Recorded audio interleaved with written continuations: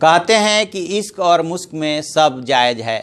तो मुश्क में जो है चुनावी जंग भी शामिल हो जाता है और राजनीति भी शामिल हो जाती है, तो वो वहाँ पे भी सब जायज़ माना जाता है। राजनीति में ना कोई किसी का सगा होता है, ना कोई अस्थाई दोस्त होता है, ना दुश्मन होता है। आज के बिछड़े कल फिर मिल सकते हैं। आप वो देख लीजिए, चंद्रबाबू नायडू को टीडीपी के प्रमुख जो हैं वो अभी 6 महीना पहले तक बीजेपी के साथ थे, लेकिन अब बीजेपी के खिलाफ जहर उगल रहे हैं, आलोचना कर रहे हैं। आजकल राजस्थान और तेलंगाना में एक दूसरे के खिलाफ कीचड़ उछाड़ने की होड़ सी मची हुई है और शब्दावली चुन चुन करके ऐसी इस्तेमाल की जा रही है कि बोलने में भी शर्म आती है।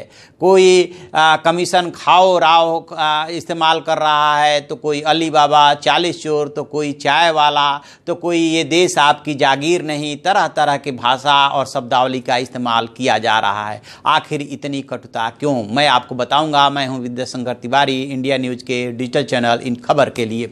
दरअसल ये चुनाव जो है अब एक तरह से निर्णायक दौर में पहुंच चुका है और 2 ही राज्य शेष बचे हैं, इसलिए सभी दलों ने अपने सारे साधन और सारे नेता राजस्थान और तेलंगाना में झोंक दिए हैं। राजस्थान में जहां बीजेपी के सामने चुनौती है कि किसी तरह से इस मिथक को तोड़ा जाए कि राजस्थान में कोई लगातार दोबारा नहीं आता है, वहीं तेलंगाना में उसके सामने चुनौती है अधिक से अधिक सीटें हासिल करना, क्योंकि वो एक नया स्टेट है जो भारत के मानचित्र पे 29वें राज्य के रूप में उभर करके आया है।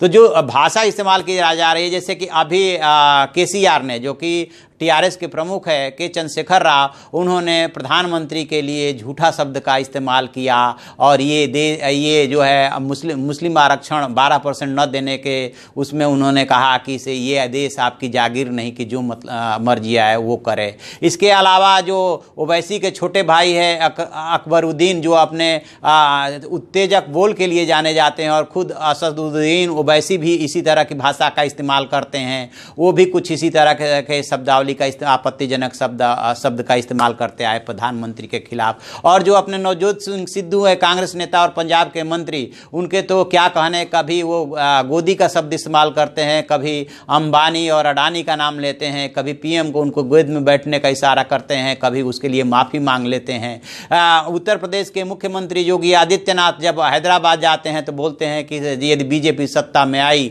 तो वैसी जो है निजाम की तरफ भागते नजर आएंगे, तो तुरंत जो है वैसी ब्रदर्स जो है उसका पलटवार जवाब देते हैं कि ये देश किसी के बाप का नहीं है कि जो कोई उसे भगा दे, ये उनके बाप का देश है, लिहाजा वो भी इसमें रहने के काबिल हैं या रहेंगे, कहीं नहीं जाने वाले हैं, योगी अपना सोचे। तो इस तरह से सिद्धू कह रहे हैं कि ये तो अली बाबा 40 चोर वाली कहानी है, वो टारगेट कर रहे थे टीआरएस के नेता की। जब राहुल गांधी वहाँ पे पहुँचे तो राहुल गांधी ने कहा कि ये केसीआर नहीं कमीशन खाओ राव हैं और जो है इनकी सिंचाई परियोजना में रिश्वत लेने के इनके ऊपर इल्ज़ाम है और न जाने क्या क्या कहा गया।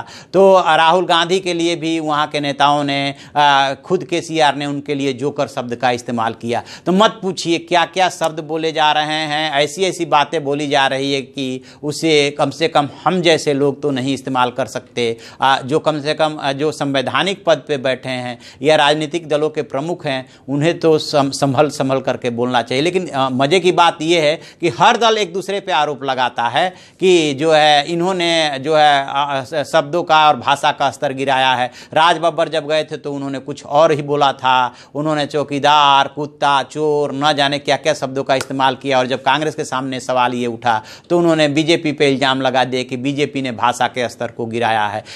भाषा के स्तर गिराने में सभी दल शामिल हैं और शायद उनको ये लगता है कि ऐसे शब्दावली के इस्तेमाल से उनका वोट बैंक बढ़ रहा है, तभी ये नेता कुछ न कुछ सोच समझ करके बोलते हैं और जैसे ही चुनाव खत्म होता है और एक दूसरे से गलबहियां करने की बारी आती है तो बोल देते हैं कि चुनावी दौर में कुछ बोल गए होंगे तो उसके लिए खेद प्रकट कर देते हैं, बात वही खत्म हो जाती है। लेकिन इससे राजनीति तो कम से कम सुधरती हुई नहीं दिखती है। डे बाय डे जो है राजनीति का स्तर और नीचे चला जा रहा है, जिसकी चिंता किसी को नहीं है। चिंता है तो सिर्फ अपने वोट बैंक की। तो ये है चुनावी दस्तान कि कैसे कैसे नेता किस भाषा का प्रयोग कर रहे हैं। तो आप ऐसी खबरों के लिए देखते रहिए हमारा डिजिटल चैनल इन खबर और उसे सब्सक्राइब कीजिए।